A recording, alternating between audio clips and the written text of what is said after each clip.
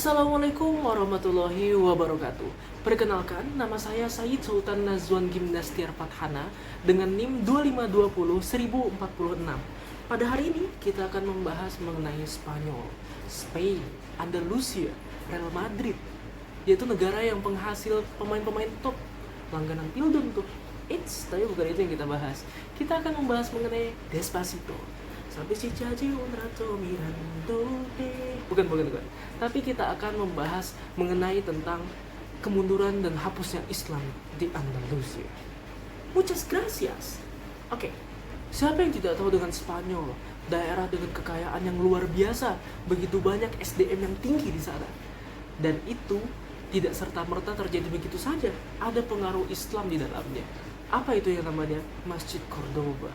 Itu ada di Andalusia dan itu terkenal di semua sejarah yang ada di SKI, ada di sejarah peradaban Islam dan yang lain sebagainya.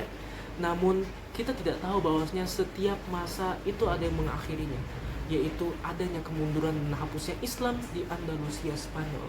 Andalusia di bawah kekuasaan Islam mengalami kemajuan yang sangat pesat, entah itu ilmu pengetahuan, SDM yang tinggi, militer yang kuat. Dan kemajuan tersebut berangsur-angsur pudar hingga akhirnya hilang akibat konflik yang awalnya dari internal, tapi juga berlanjut sampai ke eksternal dan tekanan-tekanan di luar sana. Yang pertama adalah kita bahas dulu apa sih pengaruh dari dan kemajuan pesat apa sih yang ada di Andalusia. Kemajuan Andalusia itu terkenal dengan yang namanya kejayaan Abdurrahman III. Ia memerintah dari 300 sampai 350 Hijriah atau 912 sampai 961 Masehi. Abdurrahman III berhasil mengatasi seluruh pergerakan, pengacau dan konflik politik yang menaklukkan Elvira, Jane, Seville, memaksa kekuasaan Kristen menyerah dan menggagalkan ekspansi Fatimiyah. Beliau menciptakan kemakmuran melalui pembangunan jalan raya, sarana air. Beliau menciptakan kemakmuran melalui pembangunan jalan raya, sarana air minum, pertanian, industri, perdagangan, dan pendidikan yang maju atau education yang sangat maju dan pesat. Karena Spanyol juga daerahnya yang letaknya juga strategis. Spanyol ini letaknya strategis, jadi adanya pertukaran SDM atau SDA, lalu kemajuan pendidikan dan segala macam membuat Andalusia atau Spanyol ini berkembang dengan pesat. Lalu apa sih yang menyebabkan kemunduran dari kerajaan Andalusia di Spanyol ini? Yang pertama adalah khalifah berusia 10 tahun itu diangkat di kerajaan ini. Khalifah 10 tahun masih berusia belia diangkat sebagai raja di Andalusia, yaitu yang namanya khalifah berusia 10 tahun. Lalu apa sih awal kemunduran atau krisis yang terjadi sehingga menyebabkan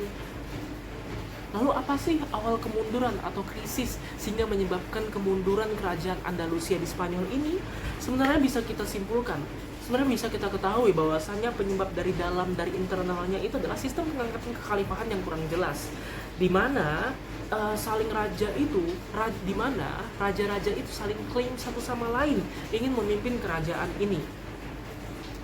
Adanya penguasaan dari Amin Mughairah, ada juga persengkokolan istana yang dikepalai oleh Al-Hajib, Ja'far ibnu Uthman Al-Safi, yang semenjak Khalifah Al-Hakam II telah memangku jabatan Al-Hajib.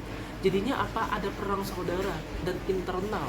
Lalu juga ada pengangkatan raja yang sangat belia, yaitu Hisham II, naik tahta di tahun 976 Masehi. Khalifah berusia 10 tahun, kekuasaan dijalankan Muhammad ibn Abi Amir al-Mansur. Khalifah terkurung di istana, otoritas pun melemah. Lalu kedua, wafatnya Al-Mansur. Kemudian perebutan kekuasaan dimulai, berlangsung 29 tahun lamanya hingga keruntuhan. Lalu yang ketiga adalah hapusnya kekhalifahan. Dewan Menteri Cordoba menghapus jabatan khalifah. Tidak ada lagi yang namanya khalifah. Spanyol pun terpecah, wilayah-wilayahnya pun terpecah, terbebas dari yang namanya kekhalifahan karena dihapus. Akhirnya apa?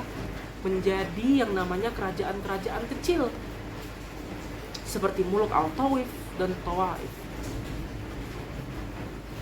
Lalu apa faktor internalnya kemunduran itu? Yang pertama adalah sistem suksesi yang tidak jelas. Perebutan kekuasaan antar keluarga Umayyah tidak ada peraturan mengikat untuk peralihan khalifah. Yang kedua, munculnya kerajaan kecil, yaitu yang seperti saya jelaskan tadi, bahwasanya adanya kesatuan kekhalifahan terhapus. Spanyol terbagi menjadi kesultanan kecil seperti Malaga, Toledo, Sevilla, dan Granada. Yang ketiga, fanatisme kesukuan. Adanya orang-orang yang menganggap kufu atau suku mereka itu lebih besar, lebih baik daripada yang lain seperti Arab, Berber, dan Slavia. Tidak berhasil menegakkan ikatan kebangsaan di tengah keragaman ras. Lalu yang terakhir adalah kesulitan ekonomi. Fokus berlebihan pada pembangunan kota dan ilmu pengetahuan, lalai membina perekonomian, kondisi politik tidak stabil. Lalu ada juga faktor-faktor eksternal tekanan Kristen. Yang pertama adalah wilayah terpencil. Dulu Spanyol itu tidak sebesar sekarang, wilayahnya masih terpencil. Spanyol itu masih terisolasi dari dunia Islam. Mereka sangat jauh dari dunia Arab, berjuang sendirian tanpa bantuan-bantuan kecuali dari Afrika Utara. Yang kedua, konflik berkepanjangan. Kerajaan Kristen dibiarkan dengan hukum mereka. Nasionalisme Kristen menguat, pertentangan tak pernah berhenti. Jadi dominasi Kristen ini kembali menguat lagi. Karena tidak ada dukungan kecuali dari Afrika Utara, sehingga kedominasi dari Kristen ini tidak bisa terbendung lagi. Lalu yang terakhir adalah kebangkitan dari Kristen. Raja-raja Kristen mempersiapkan diri berabad-abad untuk merebut kembali Spanyol. Lalu yang paling terkenal adalah perang Reconquista. Apa itu perang Reconquista? Yaitulah penaklukan bertahap. Yang pertama ditandai dengan jatuhnya Toledo. Yang kedua diawali dengan era Almoravidun, yaitu pasukan dari Maroko yang mengalahkan Alfonso VI, menundukkan kota-kota muslim Spanyol. Lalu era yang ketiga adalah dinasti Almohadidun. Ini adalah terbuktinya bahwasanya kerajaan Andalusia itu tidak main-main. Menggantikan Almoravidun dikalahkan dalam perang Las Navas de Tolosa oleh pasukan gabungan Kristen. Lalu yang terakhir adalah ekspansi Castile, yaitu penggabungan kerajaan membuka jalan penaklukan Cordoba di tahun 1236 dan Seville di tahun 1248. Lalu yang terakhir ada yang namanya Granada, yaitu benteng terakhir Islam di Cordoba, yaitu adalah Daulat Nasariyah. Kerajaan Bani Al-Ahmar mendirikan istana Alhambra di Granada sebagai benteng terakhir Islam di Cordoba atau di Andalusia atau di Spanyol. Alhambra adalah monumen megah di atas bukit dengan tinggi 150 meter, benteng-benteng kokoh dengan menara menjulang. Lalu jatuhnya Granada ini pada tanggal 2 Januari 1942 dengan disebabkan adanya penyatuan kekuatan Kristen. Pada tahun 1469, Ferdinand dari Aragon dan Isabella dari Castilla bersatu menyerang Granada. Yang kedua, pengepungan Granada. Pada tanggal 2 Rabiul Awal 897 Hijriah atau 2 Januari 1492 Masehi, ibu kota Granada ditaklukkan penguasa Kristen. Dan yang ketiga adalah berakhirnya kekuasaan Islam, yaitu Abu Abdullah Muhammad, raja terakhir Bani Al-Hamrah, menyerah awal berakhirnya sejarah Muslim di Spanyol. Dari sini kita ketahui bahwasanya kerajaan Spanyol itu begitu besar. Adanya benteng Cordoba, adanya bukti Islam di Andalusia tidak menyebabkan kerajaan tersebut akan bertahan dengan lama. Dan kita ketahui bahwasanya ada juga yang namanya pengusiran paksa umat Islam, yaitu adanya Kristeni paksa, undang-undang Raja Philip II yang menyebabkan bahwasanya kepercayaan itu haruslah ke Kristen. Muslim Andalusia diperintahkan membuang kepercayaan, bahasa, adat, istiadat, dan cara hidup mereka untuk mengikuti orang Kristen. Dan yang terakhir adalah pengusiran total, penghapusan total pada tahun 1609. Raja Philip III mengusir paksa semua Muslim dari Andalusia. Pilihannya masuk Kristen atau diusir secara total. Kesimpulannya adalah hancurnya sebuah kerajaan itu tidak serta-merta disebabkan oleh konflik eksternal saja, namun disebabkan oleh yang pertama, konflik internal dari sistem kekhalifahan yang kacau, dari sistem kekhalifahan yang tidak benar, dari sistem kekhalifahan yang saling adu, prasangka, zon, dan segala macam. Lalu yang kedua adalah tekanan eksternal mendukung daripada tekanan internal yang menyebabkan adanya pengkambing hitaman, ada yang namanya kompor-mengkompor, sehingga yang terjadi adanya adalah kehancuran kerajaan itu sendiri. Dan yang terakhir adalah warisan peradaban.